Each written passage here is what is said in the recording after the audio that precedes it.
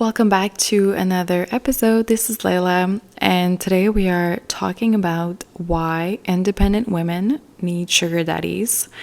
I know this is not the type of conventional advice you're going to hear on the internet, but I'm going to explain not only the logical aspect of it, but I'm also going to explain the energetics behind having a sugar daddy, because I feel like that's the part where most people get it confused. So our society has decided a long time ago that, masculine energy is the energy needed to perform or thrive in our society. And, take any women, right? Like a young adult, like let's say like a 25-year-old woman. Let's say, she's single, right? And, her parents are middle class, so they can't really help her financially. They might help her with a few things here and there, but, she has to pay her rent, she has, like, the bigger stuff, like, has to be on her own, right? So if you look at like a traditional path, I would say, that 25-year-old woman probably, went to university. She probably has some loans, like student loans. She's still, paying as well. So she has a lot of debt. She's probably working a job that she maybe likes, whatever. But it's not enough to like pay like her entire debt, right? So she's constantly like a little bit behind, or she's constantly like paying bills and stuff like that, and it's always a concern as well. And so let's say this woman is like, you know what, I'm tired of feeling behind. Let me start a business, or let me get, I don't know, my real estate license. Let me take like a specific example. So let's say this woman is like, let me start my real estate career right now. And so she starts doing that, right?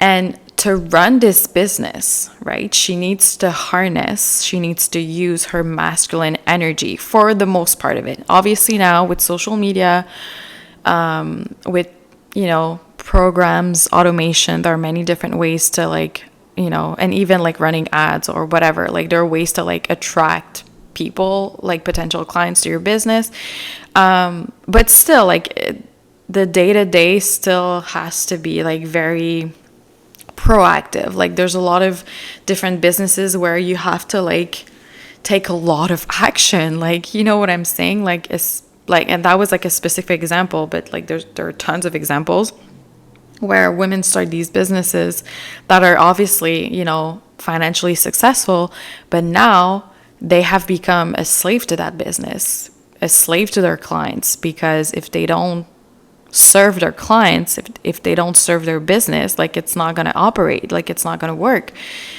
So they end up working like 7 days a week, and that puts a woman into a masculine energy, basically. But it's like, it's a wounded masculine energy, of course, because that's not her core. Like her core frequency is feminine. But now she cannot stop because she started that business that pays, extremely well, but she has to like work really hard. So what happens energetically, like I said, the woman is now stepping into this like wounded masculine energy.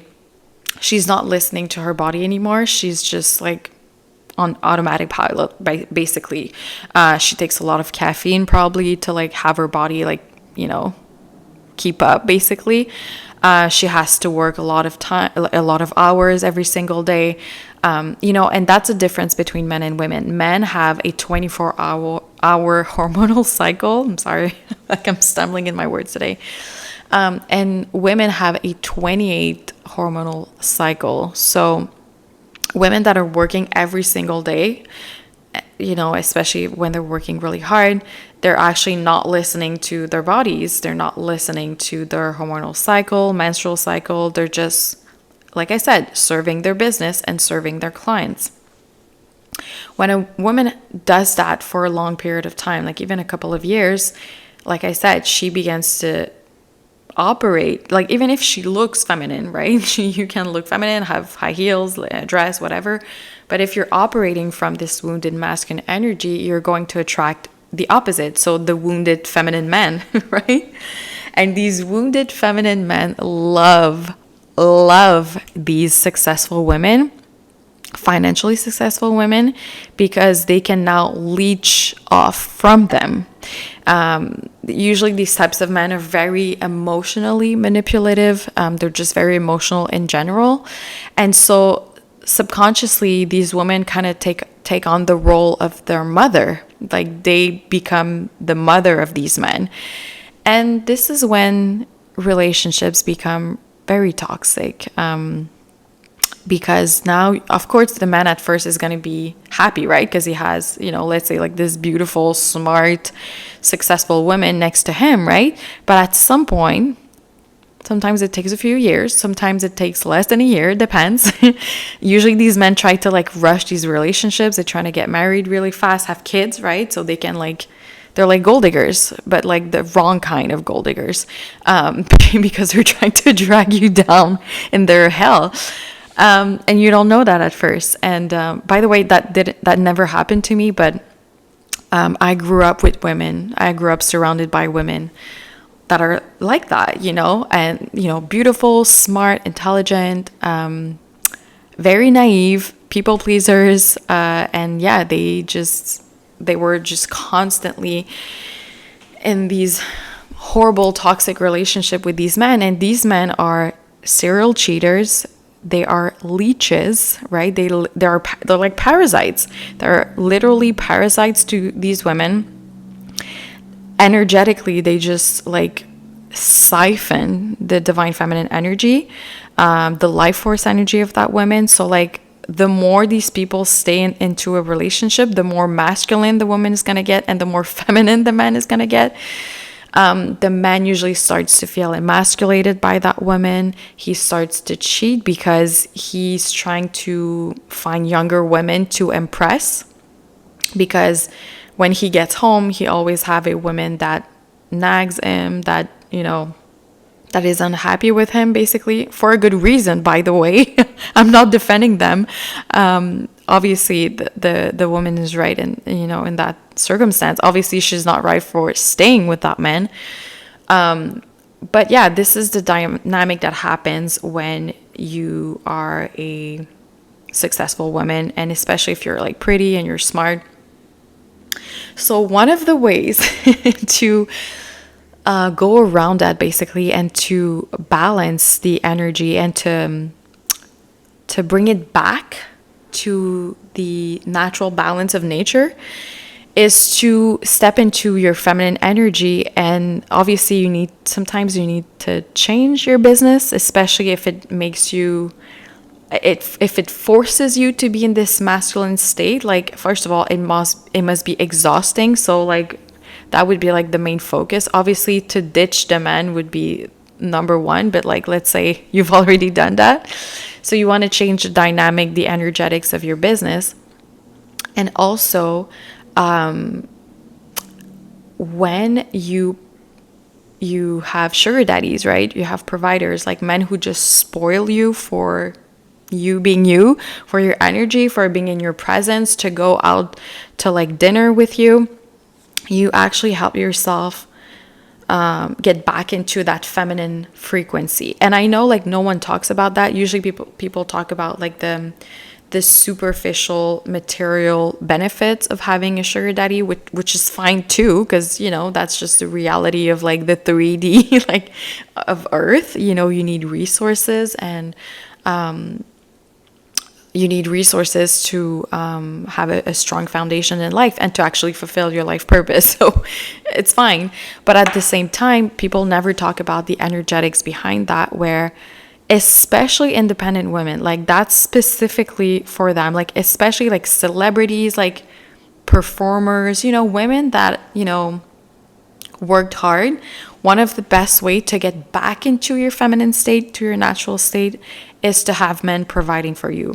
But now I'm going to make more episodes about that, because there are a lot of different things you have to say, not do, but say, Because here's the thing, if you're used to lead with how much money you're making, if you have like a beautiful, luxurious car, right, which is usually the first thing that people do when they start to, become successful, you have to find ways to get around that, because that could actually be an obstacle to finding some great sugar daddies, which are also the divine masculines. The sugar daddies are also considered the material builders. So, for example, if a guy sees you in this beautiful car that you bought yourself, he's gonna think, well, she already has resources, like I'm not gonna have anything to bring her. But if you if you tell a lie, obviously, if you tell a lie and you say things like, oh, well, this car was actually a gift, from my ex, or this whatever, a client gave it to me, whatever the freak you want to say. Obviously, you want to try to lie about your job as well, because you don't want to say like, oh, I'm this like successful person. Let's say like you're a doctor. If I was a doctor, for example, as a woman, I would tell men like on dates that I'm a receptionist, just to like give them the illusion that they're on a pedestal. It's an illusion, obviously, but yeah, you're gonna see the difference in the dynamic between the feminine and masculine energy, because when a woman is used to lead with her masculine, obviously she's going to repel these masculine men, because they're gonna be like, well, she's got it, like she's fine, So yeah, so there's just like a few things we have to tweak here and there to get back into that state. Let's say you have a beautiful purse, right? Beautiful purse, like a designer, luxurious purse. And obviously the guy's gonna be like, whoa, that's a beautiful purse. He's not gonna ask you who bought it or whatever. But masculine or successful women usually take pride, right? Because it's super masculine. They're gonna be like, yeah, I bought it. I bought this purse, You wanna, rephrase that into, well, that's actually not my purse. It's my friend's purse or my roommate's purse, whatever. But one day it's going to be mine.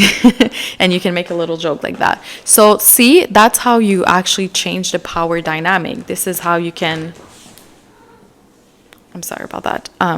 So this is how you can change the power dynamic and get back into your feminine state. So yeah, I'm going to make an episode specifically about that with examples of what you can say.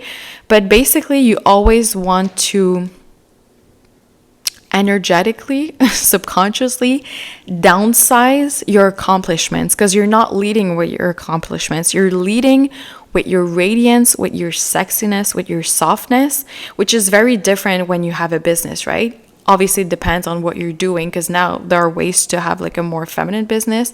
But in general, if you have like a business that requires you to be like physically there every single day, or to, call your clients and to follow up, like this is like super freaking masculine.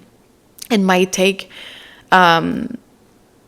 actually, it might take more than just rephrasing. It might take also to listen to subliminals and reprogramming your subconscious mind with like these like feminine goddess affirmations to make sure that you are aligned with who you truly are, prior to you being an adult and running a business. So yeah, let me know if you have any questions or you want me to talk about like a specific situation. But yeah, I'm gonna make more episodes about how to rephrase a lot of the things that we say subconsciously and we don't really realize it. And it's a normal thing because of society.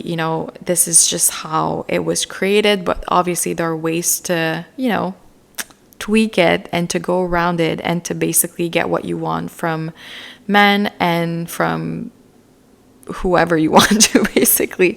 So let me know if you have any questions, comments, suggestions, and I'll see you tomorrow.